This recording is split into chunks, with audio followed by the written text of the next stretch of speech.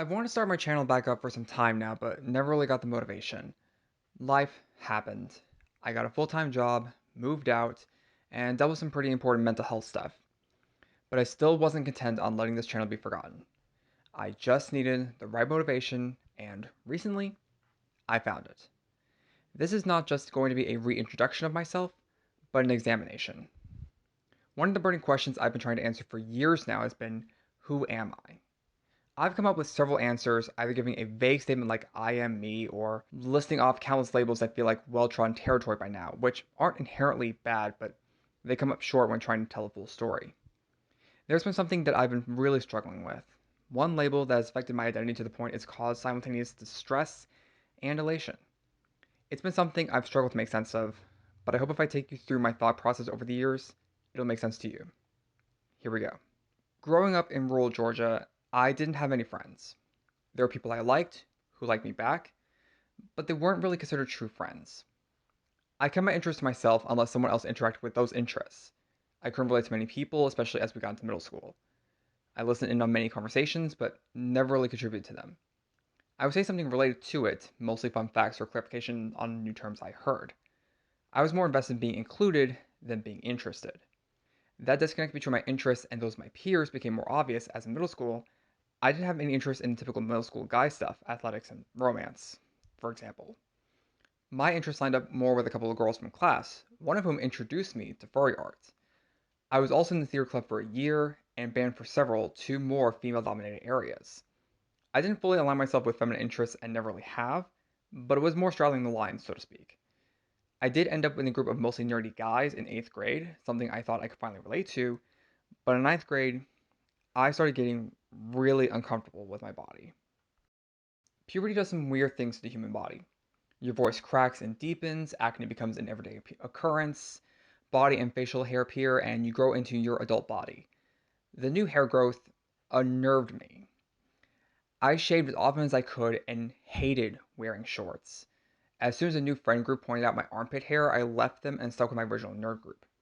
But the rest of high school still felt off.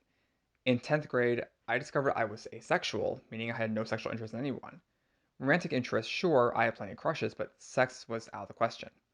That just put a further wedge between me and the typical guy, including my close friend group. They didn't know, but I felt it. Now, in college, I mostly kept to myself, but I also met so many amazing people that have made a positive impact in my life. I explored campus, including the LGBTQ Center, because asexuality just doesn't go away. Trust me, I tried. Film club, a board game slash tabletop club, and the student center. The student center was where I spent most of my free time in between classes. It's where I found a new nerdy friend group. It's also where I rediscovered my love for Mario Kart 8. I swear this is relevant. Whenever me and the friend group, mostly my best friend at the time, had lunch in the student center, sometimes we would just play Mario Kart.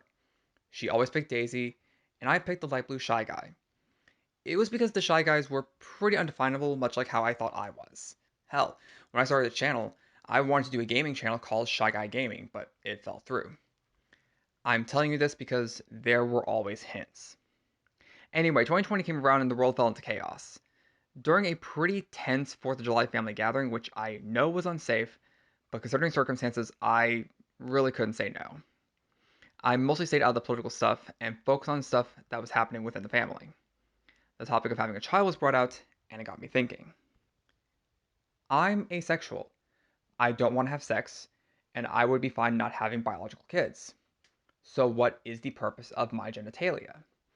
If its primary biological purpose is for reproduction, and I'm choosing to forego it entirely, then at that point, it has just as much biological necessity as the appendix I had taken out when I was 8. I could, in theory, cut it off and have my idea of life entirely unchanged. You know, normal thought processes. That fall, I had a class on Buddhism. It taught me how to meditate and be able to detach myself from body sensations, which was good because I had a cavity at the time and wanted to ease the pain. It also taught me that your sense of self is just a collection of perceptions, mental states, and desires, including the desire to have a sense of self. Combine that with my recent obsession with existentialism and the idea of oneself existing prior to any conception of oneself, and throughout late 2020, I had this persistent idea that I could create my own identity. It could take whatever form I choose to mold it in, if I want to mold it at all. I could become who I am as long as it's authentic to how I see myself. It could maybe finally make things feel less weird. But now we get to December 28th, 2020, a day that will forever live in infamy. That night, I was watching Dimension 20's Unsleeping City for the first time. The final episode of the season had just debuted on YouTube not long beforehand, so I felt like catching up. I paused it to make some garlic shrimp when a bunch of thoughts came swirling back in. I realized that if I have no existential use for my genitalia, I don't have to have it in my conception of self.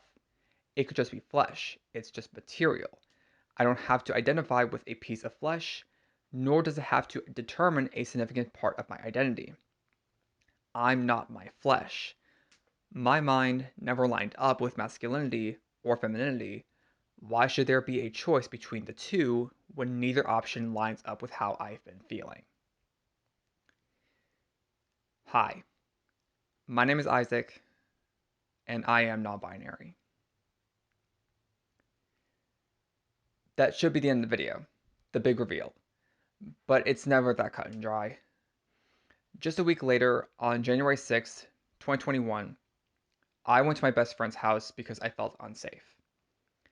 I thought that since I discovered I was trans, I could be found out, and since I was living with my dad at the time, I would be disowned and homeless.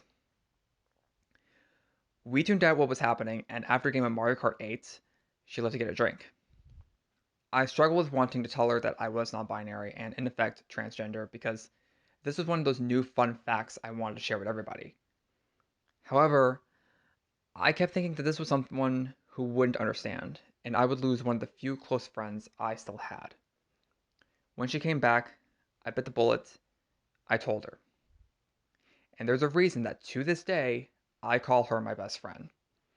Whether it was the tension from the news or the relief from finally being able to tell someone, I cried. I cried as hard as I could, releasing all the stress I built up. It felt amazing to be understood, but we both knew that this was going to be something I could never say publicly, at least at the moment. Slowly, I told our mutual friends, some of my other friends, a couple of teachers, the school counselor, and even a close family member, all over the course of 2021. Every single one of them has given me their full support. I keep expecting each new person I tell to be the first person to despise this part of me. I've told complete strangers. I've gone in public in full eye makeup and gender nonconforming clothing without a single negative comment. I'm open to a few people at work, again, all of whom are very supportive. I still haven't told my dad, and I don't think I ever will. I don't owe anyone the right to know me.